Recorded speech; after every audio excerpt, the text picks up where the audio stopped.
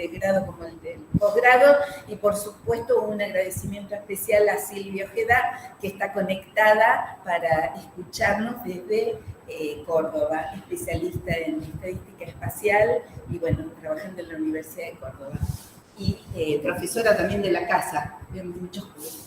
Así que te escuchamos, te doy la palabra. Bueno, muchas gracias a todos, al jurado. Titulamos esta tesis como predicción no paramétrica para datos espaciales univariados, un trabajo en colaboración con la doctora Pamela Job y con el doctor Rodrigo García Dancillo. Voy a comenzar comentando un poco la estructura de esta presentación. ¿Sí? Voy a poner para que sea más grande. En primer lugar, voy a desarrollar un poco el problema que motivó esta tesis. En segundo lugar, el método clásico para resolver este problema. En tercer lugar, voy a hablar un poco de algunas definiciones, ¿sí?, del marco conceptual para poder trabajar con datos espaciales en contexto estocástico. En cuarto lugar, el corazón de la tesis, que es nuestra propuesta no paramétrica para resolver el problema. Y por último, los resultados que obtuvimos a partir de los estudios de simulación y de aplicación de datos reales. Bien. Como el título de la tesis dice, nosotros queremos hacer predicción, uno de los objetivos muy importantes es hacer predicción, pero partimos de utilizar datos espaciales, que son datos medidos en sitios de una región de interés. ¿Sí? Y por lo tanto, implica que los datos están correlacionados, ¿sí? Existe una dependencia espacial. Por lo tanto, nuestro objetivo es predecir en un punto que no está en la muestra, ¿sí?, utilizando la información que tenemos, ¿sí? La única variable, porque vamos a contar con una sola variable, y esa dependencia espacial. Esto no es más que un problema de interpolación. Nuestro objetivo es obtener mapas predictivos como el que se observa en la figura, ¿sí?, solamente con la información disponible. Uno de los métodos clásicos para resolver este problema es el Kriging, ¿sí?, que vamos a querer predecir la variable z en un sitio no mostrado S0 como la combinación lineal pesada de los datos de la muestra. Entonces la pregunta que nos hacemos acá es, ¿cómo calculamos los pesos? En primer lugar. Y en segundo lugar es cómo se incluyen, ¿sí?, en los pesos o en el predictor la dependencia espacial. Para contestar la primera pregunta, vamos a plantear la ecuación, un sistema de ecuación, Kriging. Le vamos a pedir al predictor que sea insesgado, teniendo la primera ecuación, y le vamos a pedir al predictor que tenga una varianza de error mínima, sujeto a la condición de insesgadez, obteniendo una segunda ecuación. Una vez que resolvemos el sistema de ecuación, vamos a obtener la ecuación para el peso omega. Para responder la segunda pregunta, que es cómo incluimos esta dependencia espacial en este predictor Kriging, bueno, va a tener que ver con la matriz gamma y la matriz gamma 0, que están asociadas a la variabilidad y covariabilidad de los datos. Para poder hallar quién es gamma y gamma 0 necesitamos un marco conceptual, el cual voy a contar a continuación. Primero vamos a definir el proceso estocástico espacial, ¿sí?, que es una familia de variables aleatorias indexadas en el espacio. En los ejemplos anteriores nosotros trabajamos con que este es un sitio, ¿sí?, una región, pero estas definiciones son en un contexto más general, ¿sí?, vamos a tener un conjunto en RD, ¿sí?, entonces ese es un vector en RD.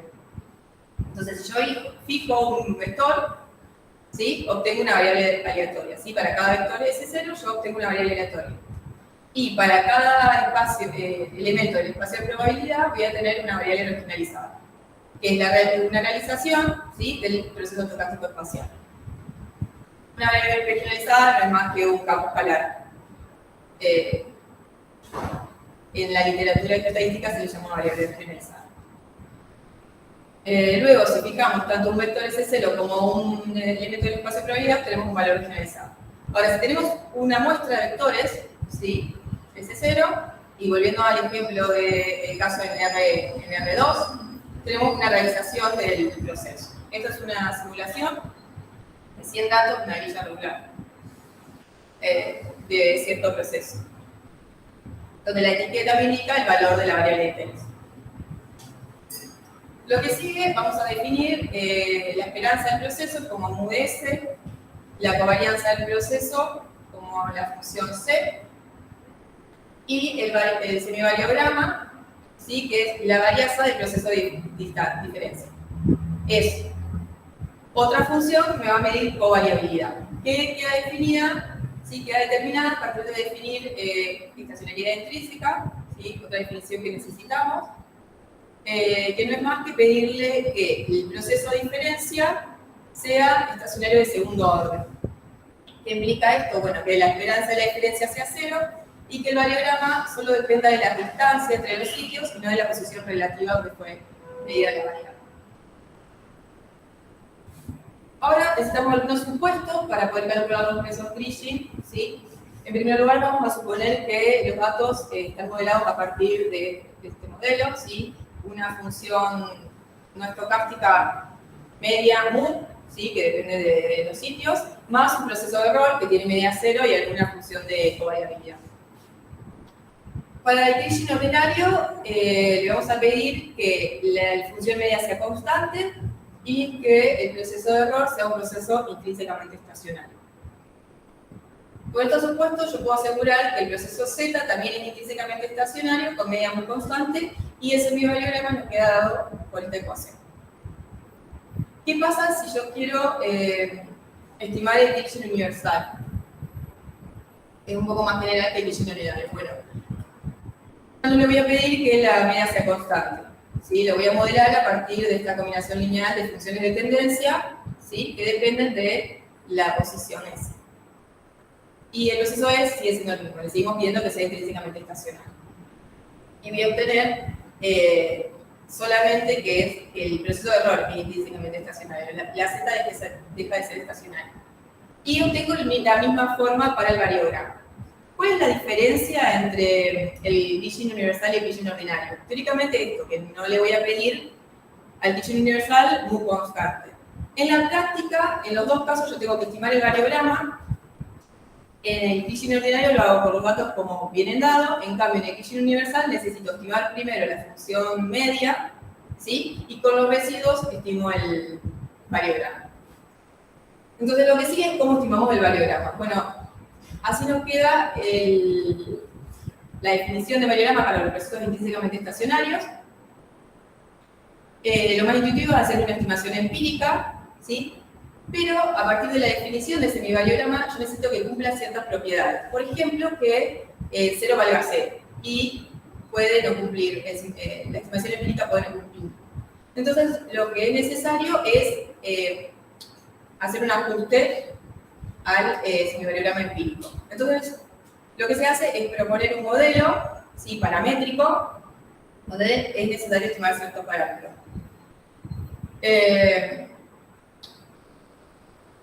Bien. En este caso, puse el ejemplo del modelo exponencial y nos queda así. Los tres parámetros que hay que estimar son el modelo Pepita, la meseta y el rango. En el gráfico, los puntitos acá representan el semivariograma empírico y la curva es el modelo propuesto, ajustado. Entonces, lo que es el efecto Pepita y la meseta están relacionados con la variabilidad del proceso y el rango es una distancia, a partir de la cual deja de haber dependencia espacial, ¿sí? O hasta la cual existe dependencia espacial. Entonces, una vez que nosotros estimamos los parámetros, que se puede hacer mediante métodos usuales, como mínimo cuadrado ordinario, mínimo cuadrado ordinario pesado, máxima verosimilitud, ya podemos calcular el predictor. Dijimos que era una combinación lineal de los z, ¿sí? De la variable. Esta era la ecuación de los pesos, ¿sí? Que dependían tanto de gamma como de gamma 0. Y esta es la forma que nos queda, o sea, es la definición del gamma y gamma 0. ¿Sí? El gamma es una matriz de L por N, donde evalúo el modelo estimado para todas las distancias que tengo en la muestra. Y el gamma cero es el mismo modelo estimado, evaluado la distancia entre los valores de la muestra y el valor donde quiero predecir. Entonces, en conclusión, ¿cuáles son las ventajas de Glitching? Es simple de entender, es fácil de interpretar y por lo tanto es muy utilizado, ¿sí? Y también funciona muy bien. Bajo los supuestos del Glitching que he nombrado, funciona muy bien, tiene muy buenos resultados. Sin embargo, tiene algunas desventajas. Por ejemplo, la inversión de la matriz gamma. Si recordamos, nosotros para poder obtener los pesos necesitamos invertir la matriz gamma. Si bien ya existen soluciones para este problema, como sea la inversa generalizada o algunos métodos de regularización, esto puede llegar a ser un problema porque la matriz gamma es de n por n y si tenemos un tamaño de muestra muy grande o si tenemos la variable medida en los mismos sitios, nosotros trabajamos con datos de precios de vivienda, entonces puede pasar que tengamos la variable medida en el mismo sitio. Muchas veces, si tengo un edificio, por ejemplo, y tengo distintas viviendas en ese edificio, eso hace que la matriz pueda llegar a tener ceros y dificultar la inversión de la matriz. Otro problema que es un poco epistemológico también, es que la mayoría tengo que tomar varias decisiones cuando quiero estimarlos a la hora de estimar, de calcular los omega, ¿sí? Los pesos. Cómo decidir qué modelo utilizar, cómo estimar los parámetros, y algunas decisiones se tornan muy subjetivas o sea, se realizan sobre los supuestos que estoy diciendo, no sobre la información realmente que tengo, ¿sí? O sea, estoy tomando decisiones en función de los supuestos que hago sobre los datos y no sobre los datos. Por ello, nuestra propuesta radica en hacer la menor cantidad de supuestos posible, ¿sí? Por eso decidimos utilizar la estadística no paramétrica. ¿Cuál es nuestra propuesta? Es el glitching que llamamos glitching no paramétrico, porque le pusimos glitching y porque vamos a utilizar el mismo predictor de glitching, ¿sí? La misma fórmula, siguiendo el espíritu de glitching, ¿sí? Pero vamos a calcular los pesos a partir de la estadística no paramétrica, la estimación no paramétrica por núcleos. Vamos a proponer diferentes formas de los pesos, ¿sí? Y así obtener diferentes predictores. En primer lugar, propusimos el glitching de un núcleo simple, basándonos en el paper de Meneses, García Soirán y Ferreira. Simple porque la propuesta es un único núcleo evaluando la distancia euclidia de los datos de la muestra con los datos que quiero predecir. Este es un gráfico que ya les mostré, donde yo tengo una realización, ¿sí? Del proceso, son datos simulados. En cada etiqueta tengo el valor de la variable, ¿sí? Y este sitio que está en rojo es el que quiero predecir, que voy a suponer que no lo sé. Y en color vamos a observar la magnitud del peso. Entonces, observamos que el predictor funciona bien, el cálculo de los pesos funciona bien, porque estoy evaluando la distancia, entonces me está pesando, se le asigna un peso alto a los sitios que están cerca, ¿sí? ¿Qué problema tengo acá? Bueno, estos sitios que están acá, yo le puedo decir, bueno, son parecidos al que quiero predecir, ¿sí? Son información confiable. En cambio, estos, que vienen a la misma distancia, están en una distancia, en términos de magnitud del valor de la variable. Y si observamos en general la realización, vemos que acá tenemos una magnitud de la variable, ¿sí? Y acá hay otro valor de la variable. O sea, como que acá hay como un límite, que es lo que queremos tratar de captar con nuestros predictores.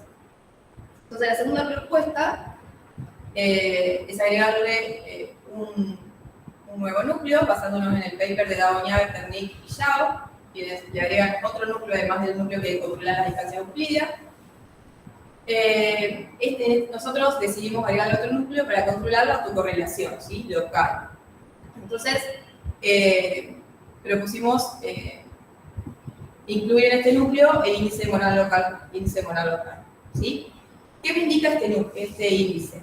Este índice me va a dar qué tan parecido es el vecindario de un sitio de interés, por eso es local. O sea, para cada sitio de interés yo voy a tener un índice de moral local, que se calcula de esta manera y va a considerar la variable de interés. A nosotros solamente nos interesa el índice positivo. Cuando el índice positivo me indica que si yo tomo un punto, el vecindario es parecido al valor de la variable de ese punto, ¿sí? Entonces, y en el caso de que el índice es negativo, quiere decir que son muy distintos al valor que hay en ese punto. Entonces, a mí no me interesa el índice negativo, me interesa solamente que el índice sea positivo, por lo tanto, propusimos esta transformación, que podría ser esta, es la que no funciona. En este caso vemos la misma analización, pero está coloreado por este nuevo núcleo. Entonces vemos que también que funciona lo que, pues, el objetivo que teníamos. Acá son parecidos, como que me clusterizan. Y los resultados que obtuvimos es este. Acá de nuevo volví a colorear en términos de los pesos totales, o sea, de todo el peso. Entonces, un poco obtuvimos lo que queríamos, ¿sí? Que no se le asignen tantos pesos a estos que están lejos en términos de magnitud del valor de la variable. ¿Sí? Se le sigue asignando un poco de pesos, pero tiene sentido porque yo sigo considerando el núcleo de las distancias. ¿Cuál es el problema que tuvimos con este? Bueno, que yo puedo, en este caso, fíjense que yo peso estos sitios, estos valores, sin embargo están muy, muy alejados del valor que quiero predecir. Entonces, esta información no me serviría. ¿Sí? Entonces, en este caso decidimos considerar otra forma de incluir un segundo núcleo, siguiendo el paper de Villabucadre, que es comparando vecindarios. ¿Sí? En general, las diferencias con los papers o sea, la diferencia entre nuestra propuesta y la de los papers en los cuales nos basamos es que la mayoría utiliza núcleos multivariados y distancias de vectores de elemento a elemento, y nosotros intentamos usar todos núcleos univariados. La distancia entre medianas. Vamos a proponer la distancia entre medianas para poder comparar vecindarios. ¿Cómo hicimos esto? Para cada sitio, ¿sí? Calculamos un vecindario, entonces obtuvimos un vector, ¿sí? De valores, y ese vector de valores del vecindario le calculamos una mediana del vecindario. Este gráfico ya no es el mismo que teníamos antes, similar, nada más que ahora la etiqueta me indica la mediana para cada sitio. Esto, que la mediana sea igual, es una casualidad, que el valor de la variable. Entonces, si ahora comparamos, recuerden que esto tenemos la mediana y acá tenemos la variable de interés, ya no me está pesando estos que están arriba a la derecha, ¿sí? Porque la distancia entre medianas es grande. O sea que sigue funcionando como queríamos que funcione. ¿Qué pasa en este caso? Bueno, nos dimos cuenta que la mayor distancia entre estas dos, ¿sí? Influía mucho en el peso. Entonces nosotros decimos, bueno, puede ser que tengamos información que esté alejada, pero que sea una información relevante para poder ayudarnos en la predicción del sitio donde queremos predecir. No sé, en el ejemplo de la predicción de vivienda, yo puedo tener vecindarios que son similares, pero que estén alejados, y me gustaría usar también esa información. Entonces, lo que decidimos fue proponer o sea, considerando las mismas distancias, pero un único núcleo con estas distancias multiplicadas. Y el resultado fue, me considera un poco más, o sea, los sitios que están alejados de que quiero predecir, pero que son similares en términos de mediana. Y bueno, en este caso el problema que tuvimos es que, bueno, ahora influye mucho la distancia chiquita, porque es un producto. Entonces queríamos un equilibrio entre el anterior, que influía mucho la distancia grande, y este que influye mucho la distancia pequeña. Entonces la propuesta fue usar un único núcleo, pero con las distancias sumadas obtuvimos un equilibrio. ¿Sí? Aunque el comportamiento de este predictor es muy similar al primero, que tiene dos núcleos. Para poder evaluar tanto los predictores Kriging no paramétricos y poder compararlos con los Kriging clásicos, decimos el estudio de circulación.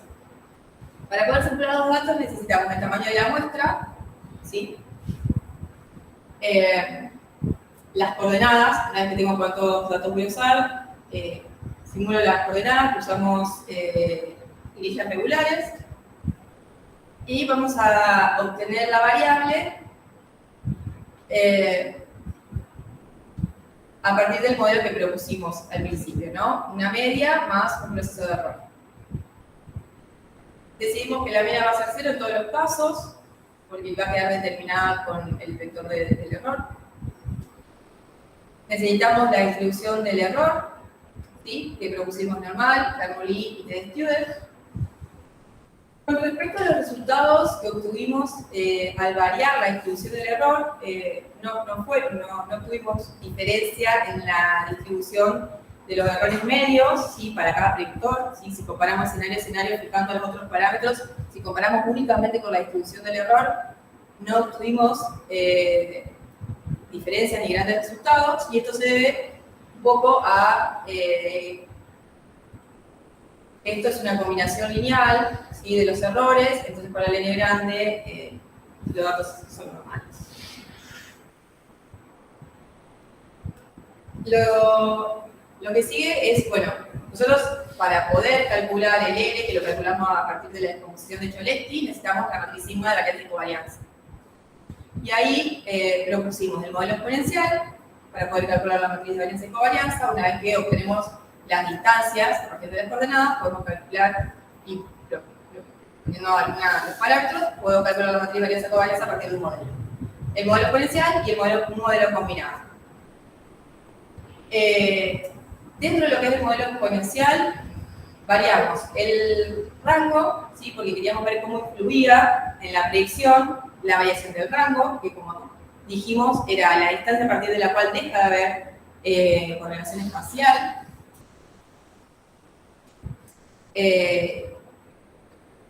Esto solamente lo hicimos para el modelo exponencial, digamos. Hicimos, fijar el modelo elegido y variar solamente el rango para ver qué pasaba. En el caso del modelo combinado, solamente pusimos un solo parámetro para el rango. Cada uno de estos son modelos, ¿no? O sea, el gamma 3 es el modelo Pepita puro, el gamma 2 es el esférico y el gamma 1 es el modelo SIN, que es el modelo seno cardinal. Todos estos modelos tienen esos parámetros, ¿sí? Hay que determinarlos. Bueno, entonces, en términos de función, de modelo propuesto para variar y para poder hacer las comparaciones, tenemos el modelo exponencial con rango igual a 2, el modelo exponencial con rango igual a 100 y el modelo combinado. ¿Sí? En ese sentido, es lo que vamos a comparar con respecto a la función de varianza. Luego variamos, y esto ya en general para las tres propuestas esas, variamos el efecto Pepita y la meseta. Eso está relacionado con la variabilidad del proceso. Yo en un momento les comentaba que para cada sitio, ¿sí? Tengo una variable aleatoria. Entonces yo puedo suponer que esa variable aleatoria es constante para toda la región de interés, o puedo pensar que para cada distintas regiones de esa región de interés tengo una varianza distinta. Y eso es lo que hicimos, variando estos parámetros, ¿sí? Obteniendo un caso homoceástico y un caso heteroceástico.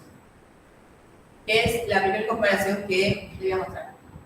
Antes, acá hay otra realización que tiene un poco más de datos de lo que les mostré hace un ratito, pero para que se vea bien cómo varía el zeta en términos del caso homoceástico y del caso heteroceástico. Esto acá no tengo casi nada de varianza, acá tengo un poquito más, acá un poquito más y acá tengo la región donde más varianza hay. Los resultados. Acá voy a fijar una distribución normal de los errores. ¿Sí? En esta columna está el caso homoceástico, en esta columna está el caso heteroceástico. Y por filas tengo el modelo exponencial con el rango igual a 2 y el modelo exponencial con rango igual a 100. En primer lugar, solamente vamos a comparar en términos de la varianza, o sea que voy a comparar este comportamiento de los predictores con este. Los primeros 5 box plots son los no paramétricos.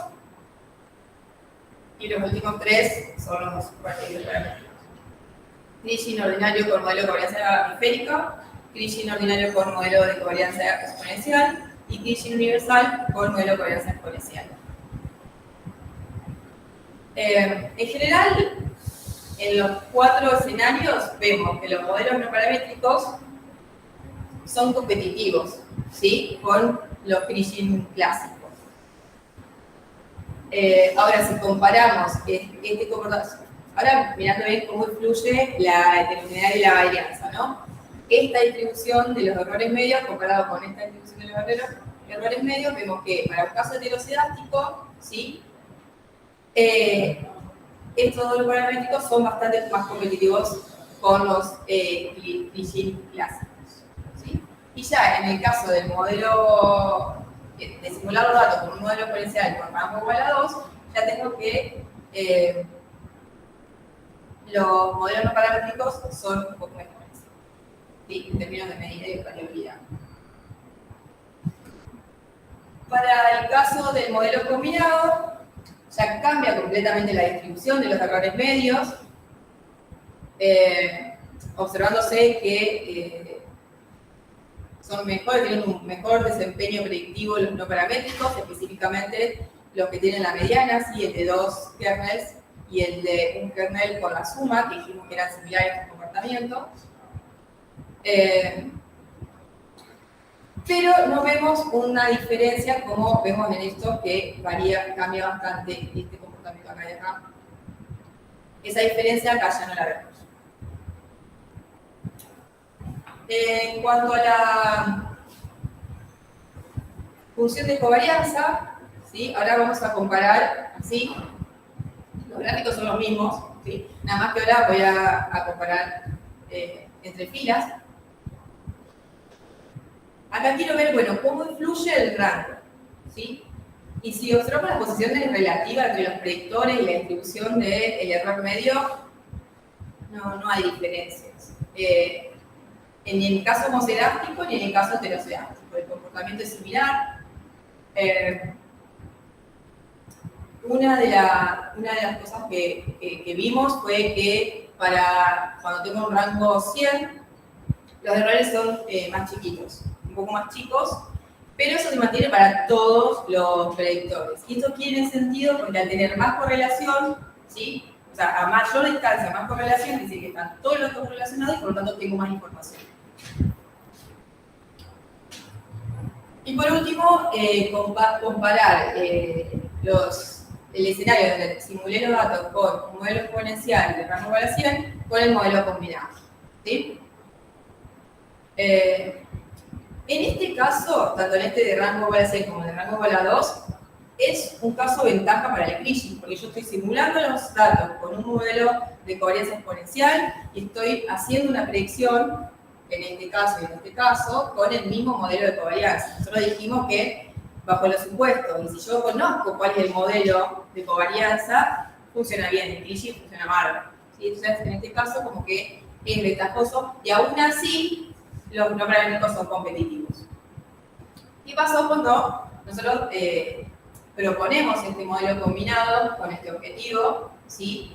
Y también pensando que es usual que en una región podamos encontrar con distintas estructuras de correlación, ¿sí? O que no siempre, en realidad que no siempre tenga la misma estructura de correlación. Entonces vemos que tanto el Kriging simple como el de dos núcleos con la mediana son los que mejor desempeño presentan, ¿sí? Dentro de los no paramétricos, ¿sí?, el que mejor funciona es el esférico, ¿sí?, que es uno de los que está incluido en el modelo combinado para las distancias más pequeñas.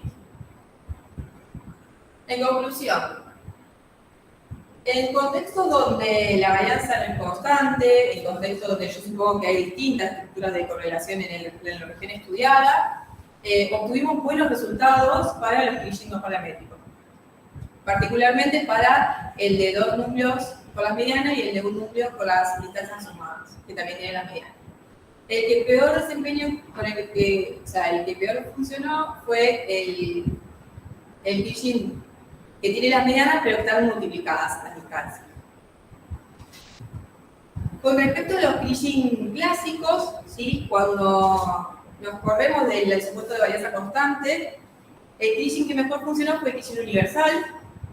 Y esto tiene un poco de sentido porque yo, al variar la varianza, ¿sí? Me estoy corriendo del supuesto de estacionalidad. Y el glitching universal viene a resolver este problema. Y en el caso del escenario donde tengo varianza combinada, esto le dije hace un ratito, el glitching ordinario muestra un mejor desempeño que el universal, pero tiene más que ver en este caso con qué modelo yo estoy prediciendo, ¿sí? Si volvemos un ratito, yo acá, tanto este ordinario como este universal, los modelo con el modelo SIG, que también es uno que incluye acá, pero para distancias grandes a este modelo. Y este es el esférico, un modelo que está incluido en el combinado para distancias pequeñas. Y eso también tiene sentido porque uno de los autores nombra que lo más importante en el modelado del glitching, ¿sí? Es cuando yo tengo que elegir el modelo, tengo que mirar el comportamiento para las distancias pequeñas. Finalmente, aplicamos los predictores para datos reales. La primera base de datos son datos de México, de precios de inmuebles, son 967 observaciones, ¿sí? De la ciudad de Saltillo. En la tabla observamos tres medidas: el error absoluto medio, la correlación entre los datos observados y los datos predichos y la raíz cuadrada del error cuadrático medio. En términos de errores, en términos de medidas, las mejores fueron las obtenidas por el glitching universal, con un modelo de variograma exponencial. Pero los glitches no paramétricos fueron competitivos en términos de medida. Estos son los datos de la muestra, ¿sí? Los datos regionalizados. Y nosotros en la tesis hicimos mapas predictivos para todos los predictores. Acá voy a mostrar solamente 4. El de 2 kernels con el índice moral, el de 2 kernels con las distancias entre medianas, ¿sí? Y el glitching universal con el modelo de varianza exponencial. Lo que más nos sorprendió cuando hicimos los métodos, ¿sí? Fue que si bien acá hay poca diferencia entre las medidas, ¿sí? Que podemos ver muchísima más información en los mapas que en las medidas, ¿no? ¿Por qué? Porque vemos que el glitching universal suaviza mucho las predicciones, ¿sí? Perdiendo un poco de información. Por ejemplo, en esta zona vemos que hay datos que no están tan azules, digamos, que tienen un valor más alto, y en este caso no se está dando cuenta de esto. En cambio el glitching, los no paramétricos, sí está teniendo en cuenta. Y que las predicciones son un poco más conservadoras, ¿sí? Si ven acá pone valores altos, acá es mayor la zona donde indica valores altos, ¿sí? Fíjense que acá hay varios puntos que están en amarillo. Y al ser menos suave, ¿sí? Está captando un poco más las particularidades locales de la región.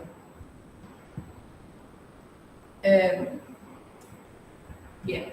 En las siguientes bases de datos obtuvimos resultados similares. En este caso, otra ciudad de México con 80 observaciones, ¿sí? De nuevo, el glitching ordinario fue el que mejor medida obtuvimos, aunque fíjense que no están tan alejadas estas coordenadas de las medidas, ¿sí? O sea, son competitivos. Este es lo puse porque era el que peor desempeño tuvo para que comparemos los mapas predictivos, ¿sí? Este es no paramétrico y es uno de los que peor funcionaban las simulaciones. Y acá funcionó muy similar a lo que funcionó el ordinario con el modelo de varianza exponencial. Pero vemos la conclusión es la misma en términos de suavidad de las predicciones. Y por último, estos son datos de Airbnb de Singapur, 1326 observaciones, ¿sí?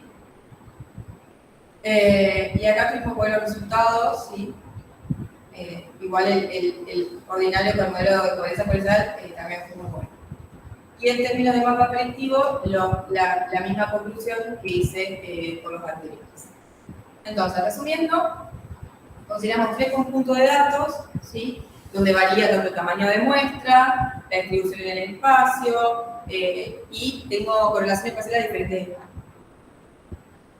Por los 3, encontramos que un desempeño competitivo de los no paramétricos con respecto a los clásicos, y esto que vimos que cómo suaviza el glitching clásico.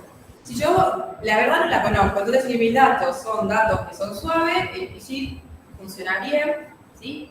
Ahora, si mis datos no presentan esta suavidad o presentan algunas irregularidades, el glitching me lo va a suavizar, entonces no voy a obtenerla. También está bueno, digo, tener varias opciones, ¿no? Ver, bueno, puede ser esta o puede ser esta, está bueno también para comparar. El trabajo que pensamos para el futuro es, además de los parámetros que pudimos comparar a partir de las simulaciones, es agregar el tamaño de la muestra, la simetría de los datos, cómo influyen los datos extremos y proponer semivariagramas anisotrópicos para la simulación de los datos, ¿sí? Porque trabajamos todo con modelos isotrópicos. Otro trabajo que queremos hacer es, en el tema de las simulaciones, en el tema de la predicción de los no paramétricos, que es el cálculo del parámetro suavizado, estudió con eso para tener mayor eficiencia, probar las propiedades asintóticas de los predictores no paramétricos, y por último, la extensión del enfoque no paramétrico al contexto multivariado, que en estadística se llama co-bridging, ¿sí? Y bueno, en general, estos temas van a estar incluidos en mi tesis doctoral. Eso.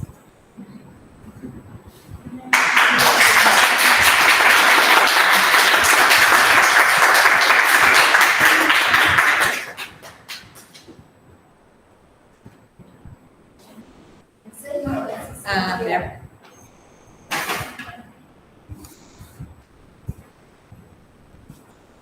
Silvia, ¿pudiste escuchar bien? Sí, la última parte se cortó un poquito, pero fue muy al final. Se pudo escuchar bien. Bueno, yo estaba atenta al correo por si pedías auxilio. Bien, dejo para el espacio de preguntas a ustedes. No sé si querés empezar con Silvia o Beto y Virginia, como ustedes decidan.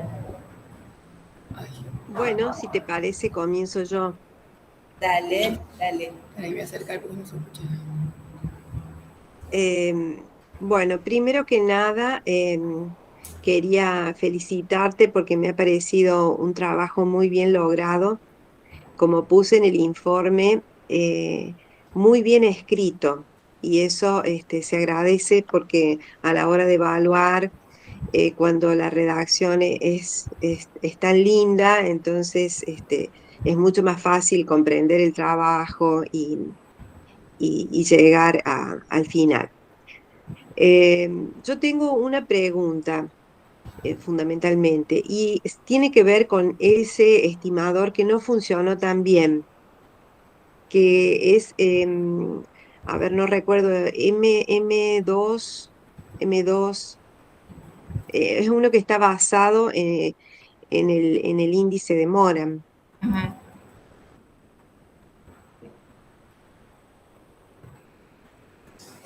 Ese. Bueno, ahí ustedes dicen que es el que justamente no funciona tan bien, pero creo que después en la aplicación resultó adecuado.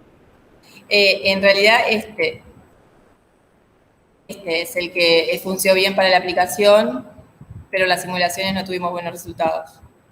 Ah, claro. Bueno, no, pero en el otro, Sí. vos decís que no tiene buenos resultados, pero ahí fíjate que me parece que la razón puede ser que para el cálculo del índice de Moran necesitas estacionalidad y ese requisito es importante. Entonces, porque estás calculando el Z barra y ese Z barra se supone que es el mismo para todo el escenario. Claro. Entonces creo que puede estar ahí la falla. No sé si ustedes hicieron ese análisis, si se lo plantearon.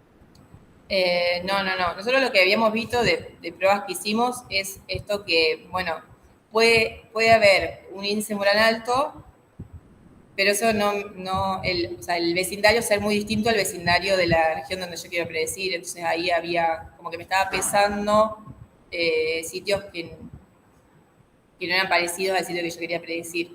Pero está buena lo que decís, está buena la aclaración.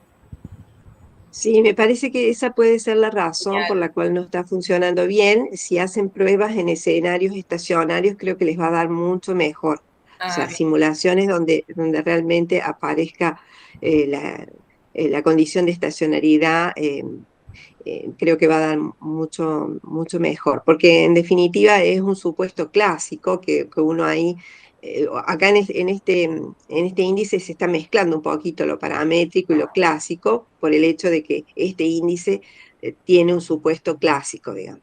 Claro. Bueno, esa era mi observación y en general disfruté mucho del trabajo, me parece un aporte muy interesante y bueno, espero que lo puedan publicar pronto. Nada más. Muchas gracias. Se escuchó bien.